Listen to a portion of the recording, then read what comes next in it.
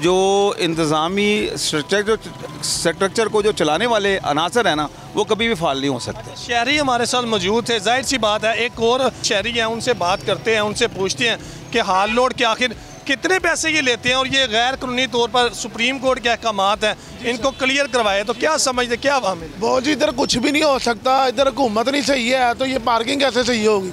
जब तक बड़ा हमारा निज़ाम ही नहीं सही होगा, ये तो फिर छोटा काम है। ये तो एक छोटी सी जगह है, इतनी सी, इतना बड़ा मुल्क नहीं सही हो सकता। ये कहाँ से सही होगा? पहले ऊपर से निज़ाम सही कराओ, ये ऑटोमेटिक सही हो जाए बस। देखें, हाल लोड की ये जो शॉप्स हैं, यहाँ पर गैर कानूनी तौर पर बाहर कैबल लगाए हुए हैं। कैमरामैन अगर आपको दिखा सकें तो ये तमाम चीज़ें गैर कानूनी तौर पे माफिया जो हैं इसकी सरपरस्ती करते हैं। और जाहिर सी बात है, यहाँ पर जो सदर है इनका हाल रोड का, वो भी इन तमाम चीज़ों में वो देखेंगे। इनसे बात भी करते हैं और पूछते हैं।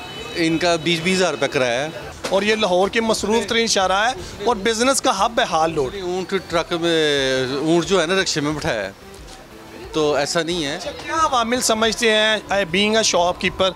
जाहिर सी बात है, सुप्रीम कोर्ट के अहकामात हैं कि इंक्रोचमेंट को ख़त्म किया जाए, चाहे वो ये बाइक्स की या गाड़ियों की या ये जो गैर कानूनी तौर पर आपने पथारों पर ये रखा हुआ है। क्योंकि ये फुटपाथ है, ये शहरियों के लिए चलने के लिए, ना कि यहाँ पर दुकानें लगें या ये जो छोटे छोटे लगे हैं। इस पर आप क्या कहेंगे, being a citizen, being a shopkeeper?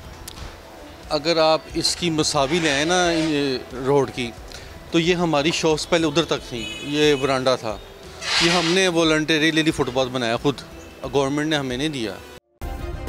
Subscribe करें और बेल दबाएं ताकि कोई खबर रह न जाए।